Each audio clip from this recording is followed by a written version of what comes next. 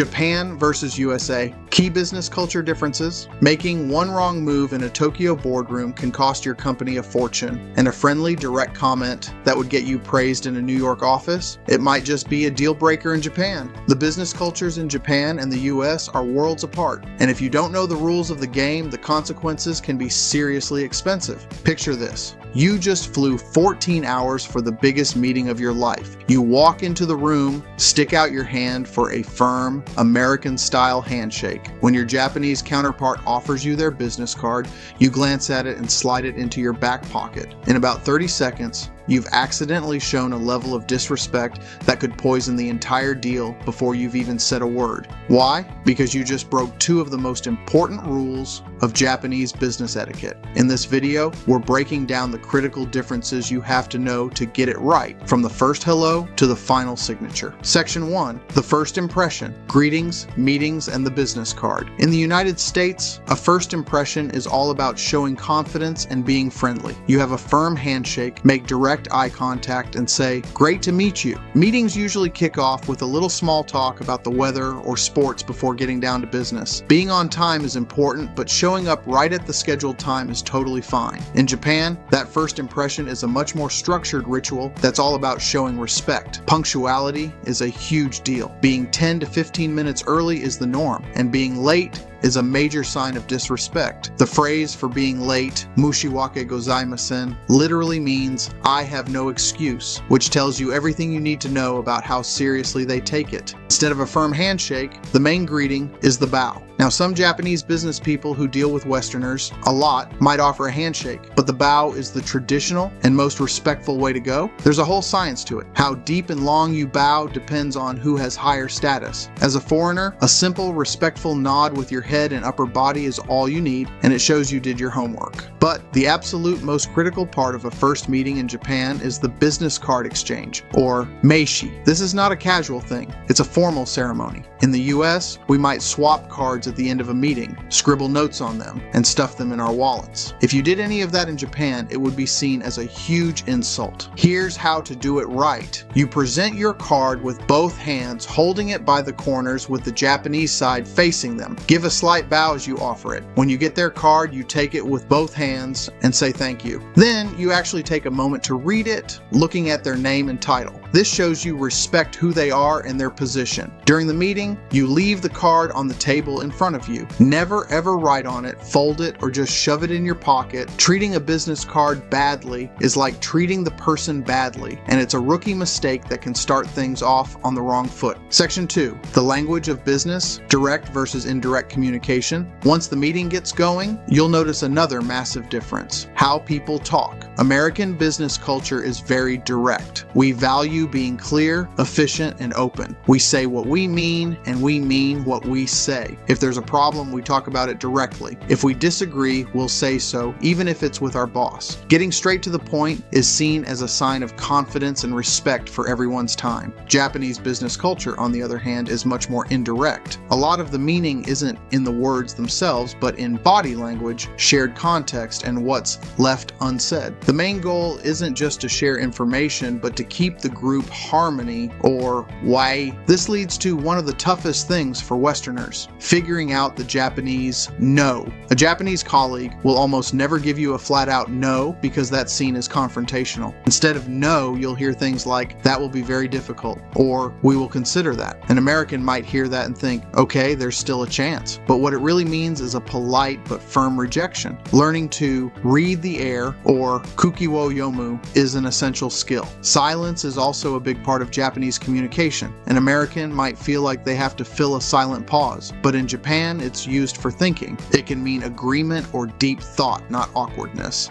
This also changes how information is presented. An American usually starts with their main point and then gives the details. In Japan, it's often the opposite. A speaker will build their case with a ton of background and context, saving the main point for the very end. This is all to make sure everyone is on the same page and understands the reasoning before the conclusion is revealed. Next up, we're going to get into the wild differences in how huge multi-million-dollar decisions get made, which can drive outsiders crazy. But first, if you're getting some value out of this, go ahead and hit that subscribe button. We put out videos like this every week to help you figure out global business, and it really helps us make more content for you. Section 3, the engine of progress, decision-making and hierarchy.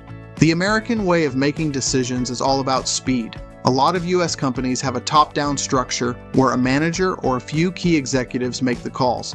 The focus is on being efficient, make a decision, act on it, and if you mess up, fail fast and try something else. Employees are expected to just carry out the decisions from the top. This is probably one of the biggest differences you'll see in Japan. Japanese companies are very hierarchical with a lot of respect for age and seniority. But surprisingly, the decision-making process isn't top-down at all. It's a slow, careful consensus-building system called the Ringi system. It starts with a formal proposal document, a Ringi show, which usually comes from someone in lower or middle management, not the CEO. This document then gets passed around to every single person and department that might be affected. Everyone looks it over and stamps it with their personal seal or hanko to show they agree. But the Ringi system doesn't work without its secret weapon, nuances. The word literally means to dig around the roots before moving a tree, and in business, it means laying the groundwork for a decision before the formal proposal even exists. This is all about informal, behind-the-scenes talks. It's the one-on-one chats, the hallway conversations, and the after-work drinks where ideas are shared, feedback is given, and problems are smoothed over in private. By the time the formal Ringi show document goes around, everyone has pretty much already agreed. The stamping is more of a final confirmation than a debate. For an American used to quick decisions, this whole process can feel incredibly slow. But here's the upside. Once the decision is finally made, putting it into action is super fast and smooth. Why? Because everyone is already on board. In the US, a fast decision can lead to a slow and painful rollout because leadership is still trying to get everyone else to buy in. Section 4, the core philosophy, individualism versus collectivism. Behind all of these differences is one huge split in values, American individualism versus Japanese collectivism. In the US, the individual is the star of the show. Success is all about your personal achievements and your ability to stand out.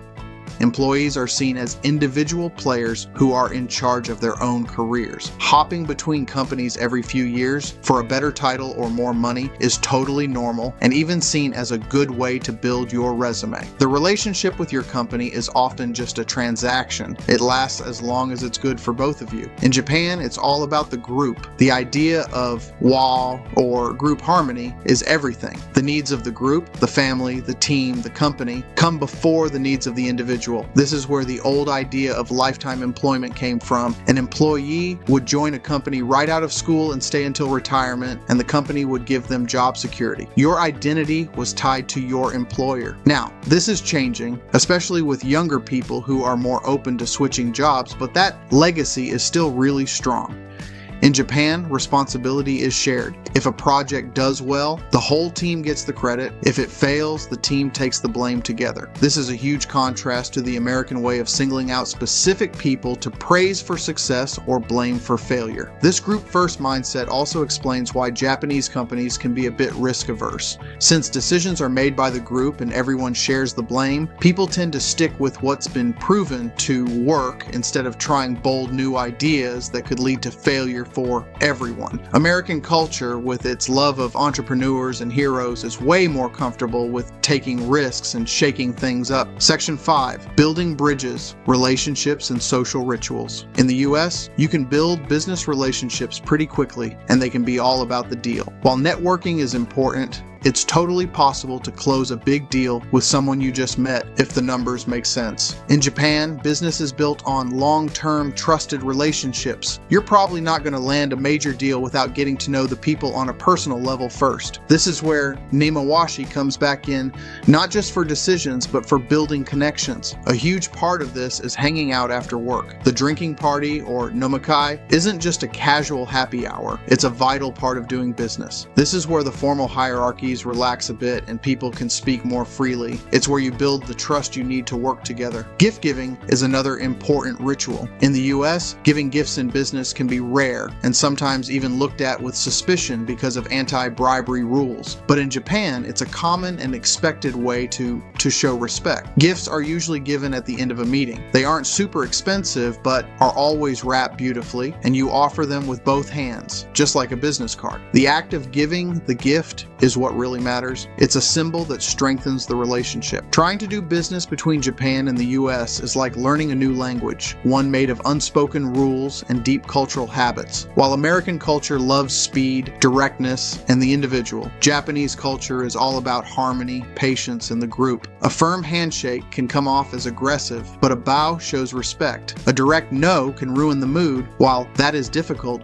is a clear rejection in its own way. A fast decision from the boss means efficiency in the US, while a slow process of getting everyone to agree means a perfect rollout in Japan. Understanding these differences isn't just about not making embarrassing mistakes, it's about building a real bridge of respect. When you get the why behind the what, why value harmony, why the structure is so important, and why they focus on long-term trust, you can go beyond just doing business and start building truly strong global partnerships. What are some of your own experiences with stuff like this? Share your stories in the comments below. And if you like this, don't forget to like and subscribe for more. Thanks for watching.